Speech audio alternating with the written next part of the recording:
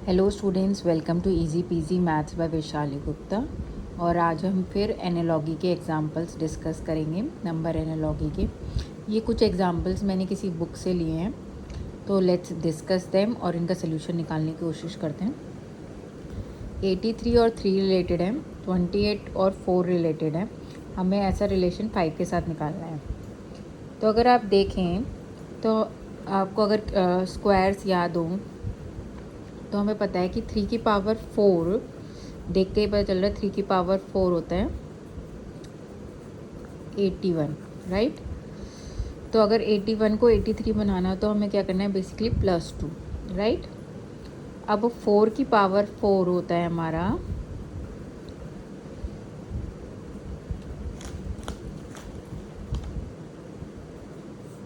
Sorry ये मैंने गलत उतार दिया है, 258 है। 4 की पावर 4 होता है 256, राइट। 256 में क्या प्लस करें, 2, तो 258। तो ये भी रूल सेटिस्फाई हो रहा है। तो बेसिकली हमारा रूल क्या कर रहा है कि n की पावर 4 प्लस 2 करना है हमें, ठीक है। n मान लीजिए जो रिलेशन में दे रखा है, जैसे 3 इसमें 4 दे रखा है, तो 5 की पावर 4 क्या होता है, +2।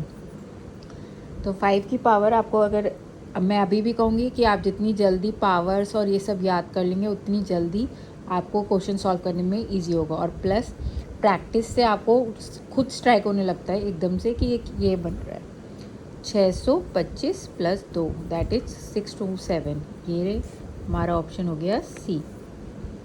फिर आते हैं क्वेश्चन नंबर 2 पे। 9, 109, 771 और 13 का रिलेशन निकालना है हमें। तो इससे हम देखें कि कैसे 109 को 9 के पास लेकर आते हैं। तो जहाँ तक आपको पता है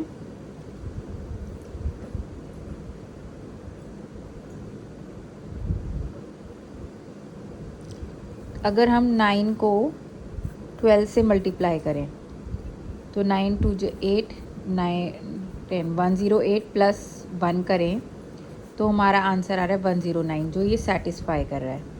क्या अगर हम ये देखें 7 को 12 से मल्टीप्लाई करें और +1 करें तो ये हो रहा है 7 2 14, 7 1 7, 84 + 1, नहीं ये सेटिस्फाई नहीं हो रहा। लेकिन अगर हम 7 को 10 से मल्टीप्लाई करें +1 करें तो ये हमारा सेटिस्फाई हो रहा है, 71 आ रहा है।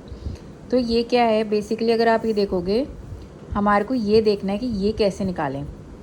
तो अगर आप ये देखोगे n हमारा अगर 9 है, मान लीजिए n लिखा जो इस केस में 9 है, 9 को अगर हम n + 3 करें दैट इज़ n + 3 कितना होता है, 9 + 3 दैट इज़ 12।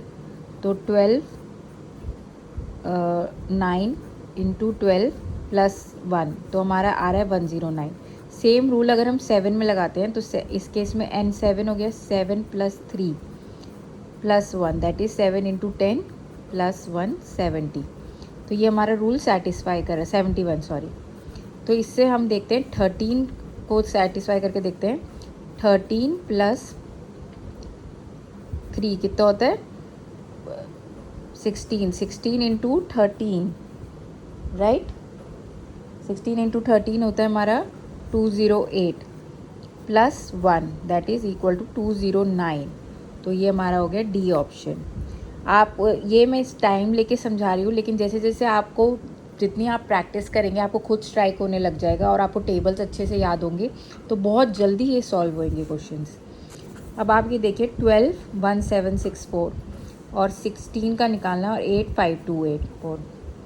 अब हमें पता है कि 12 का कौन सा नंबर इसके पास बैठेगा, दैट इज़ क्यूब। 12 का क्यूब आप सबको याद होगा 1728 होता है। तो 1728 में क्या प्लस करें कि हमारा 1764 बन जाए। तो बेसिकली हमें प्लस करना है 36। अब 36 कैसे आएगा, 12 × 3, राइट।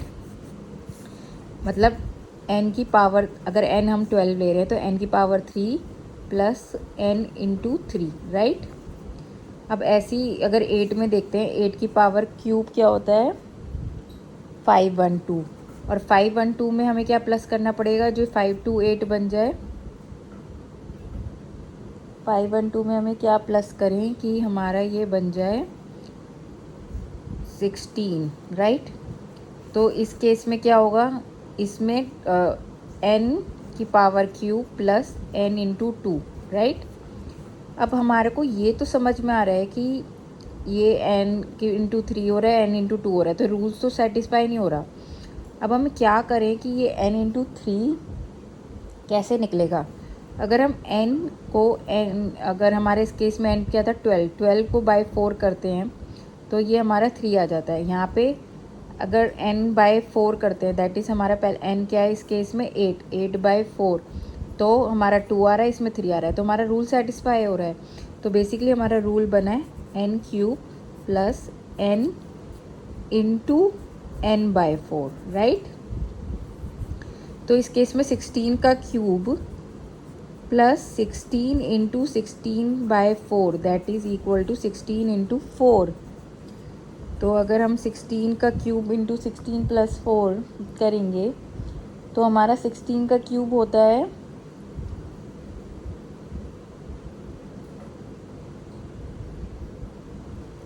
16 का क्यूब हो गया हमारा 256